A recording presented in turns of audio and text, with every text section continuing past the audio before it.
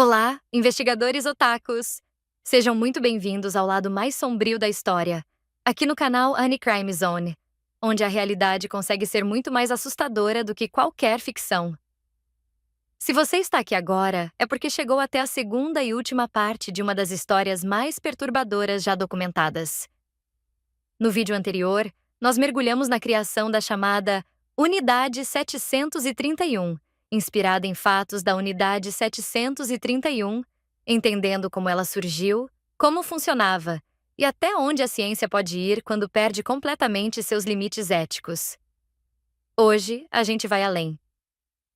Neste episódio final, vamos falar sobre o que aconteceu depois: o fim da guerra, a destruição das provas, as fugas silenciosas, os acordos secretos feitos longe dos olhos do público, e o destino daqueles que comandaram um dos capítulos mais obscuros do século XX.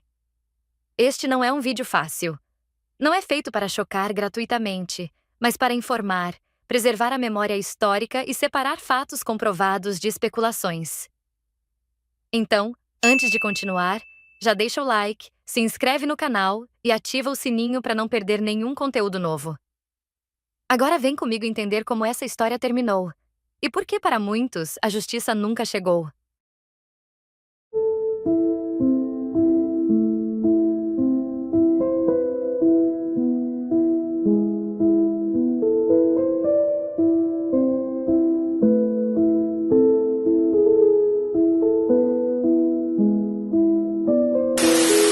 Em 1945, com o colapso do Império Japonês cada vez mais evidente e a rendição se aproximando, os altos comandantes da Unidade 731 receberam uma ordem direta e inegociável: eliminar qualquer vestígio da existência do programa. A preocupação já não era mais a guerra, era o que poderia vir depois dela. Arquivos inteiros contendo décadas de experimentos, relatórios científicos, registros de prisioneiros e dados sobre armas biológicas foram sistematicamente queimados. Fornos funcionaram dia e noite para reduzir documentos a cinzas. Materiais de laboratório, equipamentos e provas físicas foram destruídos às pressas. As instalações da unidade, espalhadas pela Manchúria, passaram por um processo deliberado de desmantelamento. Prédios foram demolidos, áreas inteiras foram dinamitadas e, no caso do principal complexo em Pingfang, Shiro Ishii ordenou a destruição completa da base, incluindo laboratórios, celas e áreas de experimentação. O objetivo era simples: fazer com que nada restasse que pudesse ser investigado pelas forças inimigas. Mas a destruição não se limitou a prédios e papéis. Prisioneiros que ainda estavam vivos, testemunhas diretas do que havia acontecido ali, foram silenciados. A lógica era brutal e pragmática. Sem sobreviventes não haveria relatos. Sem relatos, não haveria julgamento. Ao mesmo tempo, os funcionários da unidade, médicos, cientistas, técnicos e militares, foram reunidos e obrigados a jurar silêncio absoluto. Segundo depoimentos posteriores, Ishii deixou claro que qualquer tentativa de revelar informações poderia resultar em punições severas, incluindo a morte.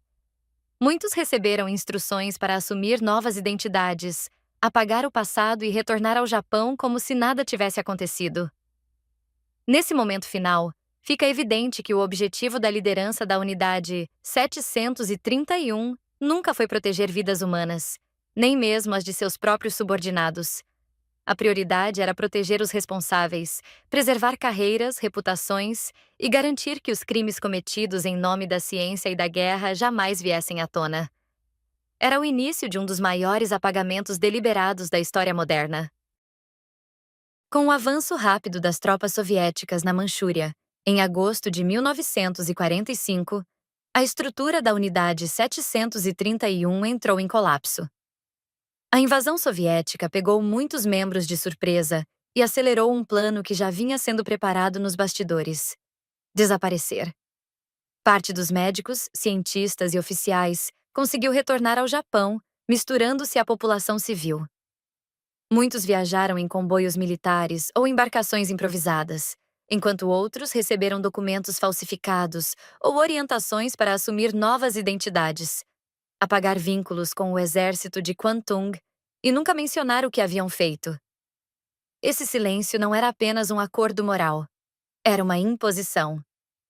Ex-integrantes relataram, anos depois, que todos foram instruídos a negar a existência da unidade, destruir quaisquer registros pessoais e jamais comentar o assunto, nem mesmo com familiares próximos. O medo de represálias, somado ao clima de derrota e caos do pós-guerra, ajudou a manter esse pacto de silêncio por décadas. No entanto, nem todos conseguiram fugir. Alguns membros da Unidade 731 foram capturados pelo Exército Vermelho durante a ocupação soviética da região. Diferentemente do que aconteceu no Japão e nos Estados Unidos, os soviéticos decidiram interrogar e processar esses prisioneiros. Foi nesse momento que ocorreu a primeira grande ruptura oficial do silêncio em torno das atividades da unidade.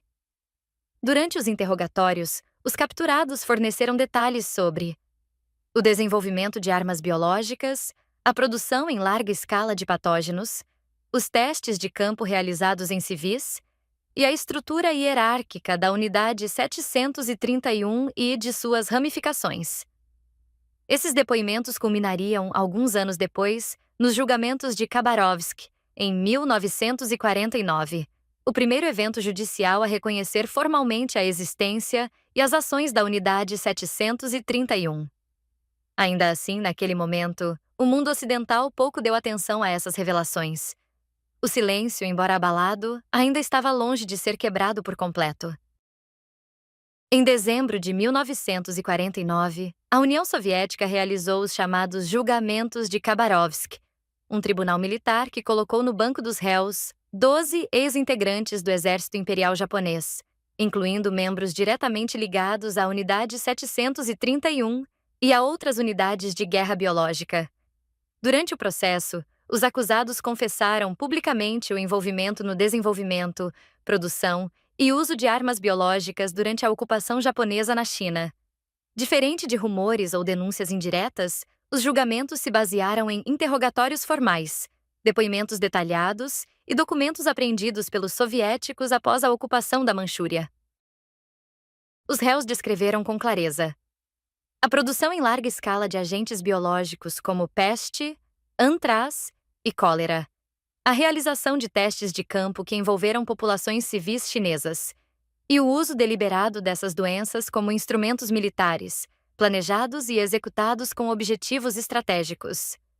Os depoimentos também esclareceram a cadeia de comando, confirmando que essas ações não eram iniciativas isoladas de cientistas individuais, mas sim operações organizadas e autorizadas pelo alto escalão militar japonês.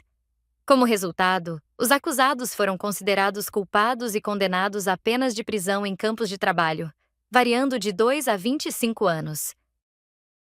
Apesar da importância histórica desses julgamentos, o primeiro reconhecimento judicial oficial da guerra biológica japonesa, eles foram amplamente ignorados ou desacreditados no Ocidente por décadas. Em meio ao início da Guerra Fria, governos e parte da imprensa ocidental classificaram os julgamentos como propaganda comunista, colocando em dúvida a veracidade das confissões.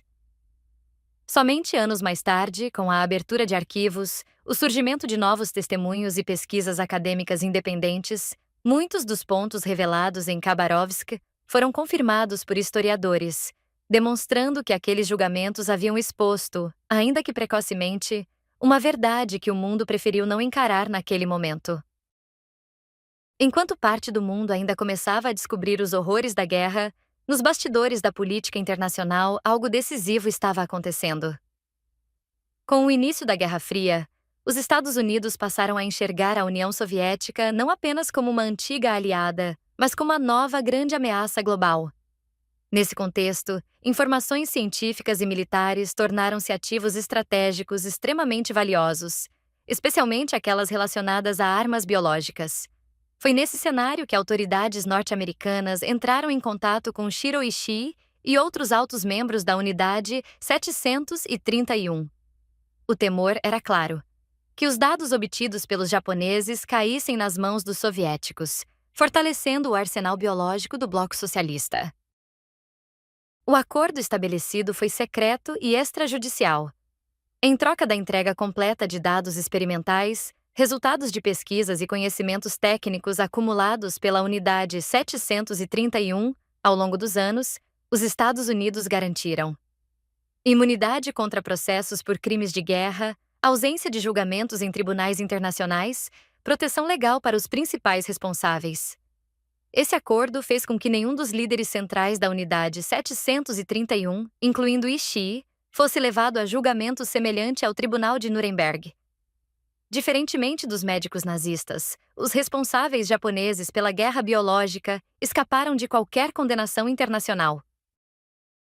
Os dados entregues, embora obtidos por meios criminosos, foram analisados e incorporados a programas de pesquisa militar dos Estados Unidos, principalmente aqueles ligados à defesa e ao desenvolvimento de contramedidas biológicas.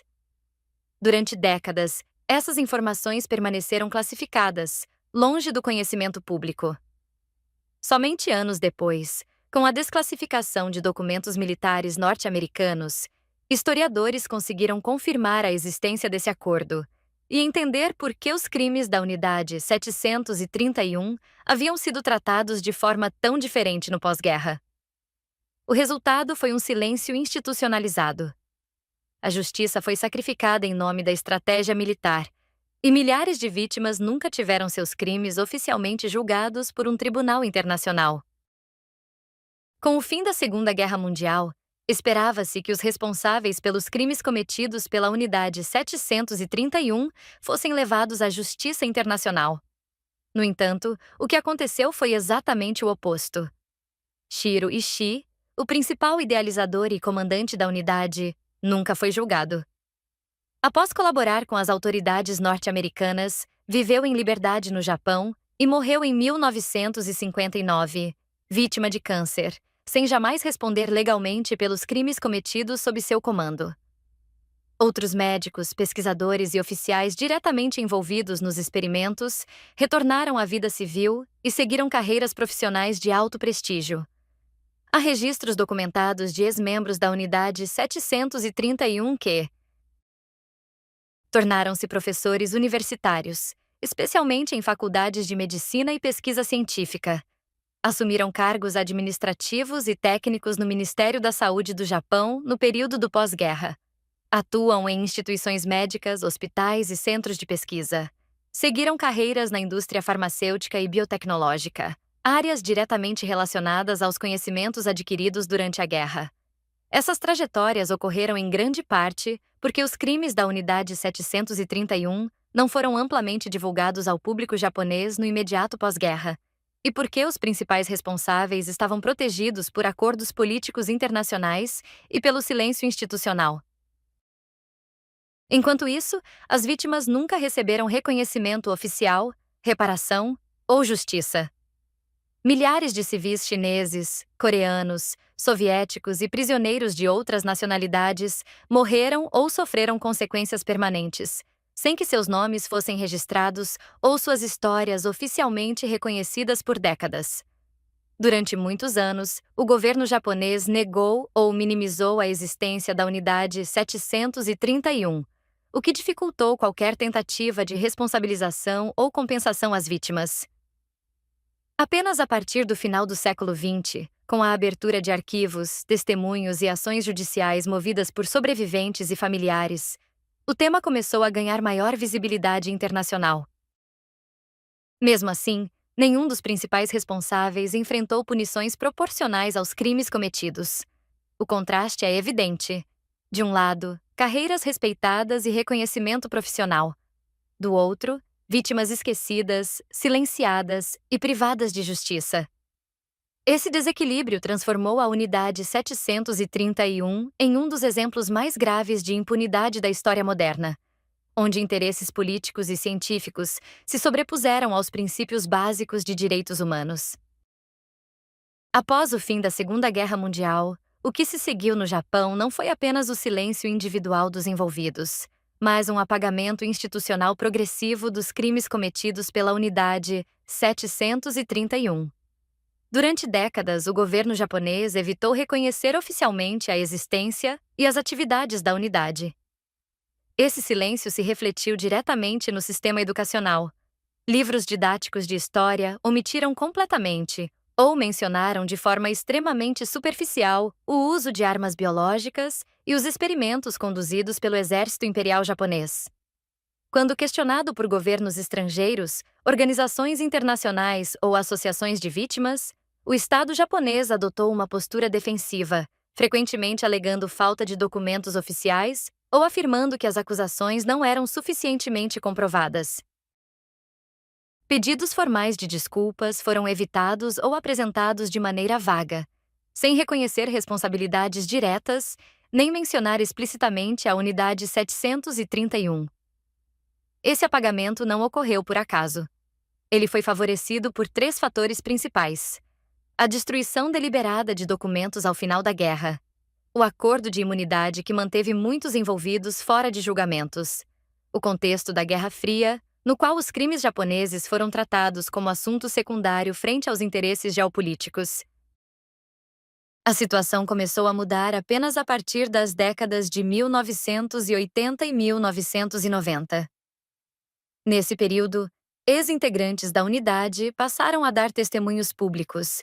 Historiadores japoneses e estrangeiros publicaram pesquisas detalhadas, e documentos antes classificados nos Estados Unidos e na antiga União Soviética tornaram-se acessíveis.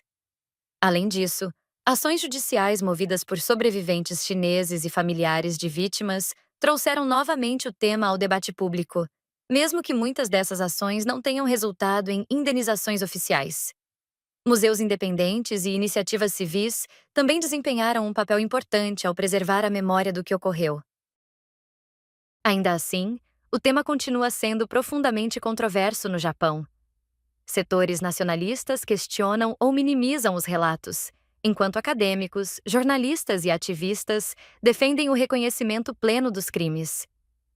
O conteúdo sobre a Unidade 731 segue sendo tratado de forma desigual nos currículos escolares, variando conforme editoras e diretrizes educacionais.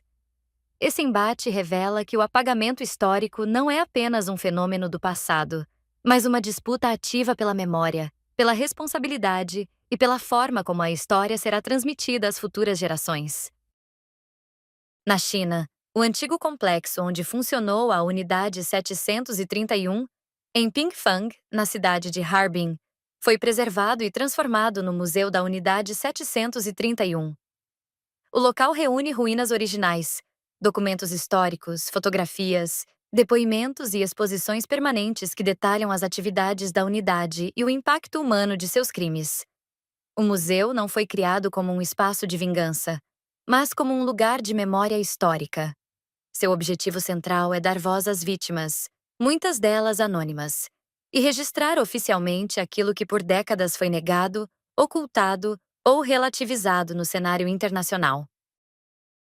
Ao longo dos anos, o museu passou a receber visitantes do mundo inteiro, pesquisadores, estudantes, jornalistas e sobreviventes, tornando-se uma das principais referências globais sobre crimes de guerra ligados à guerra biológica japonesa.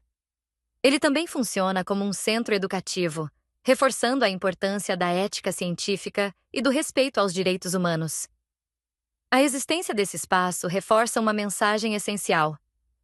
Quando crimes são ocultados em nome do progresso, da ciência ou da estratégia militar, eles não desaparecem.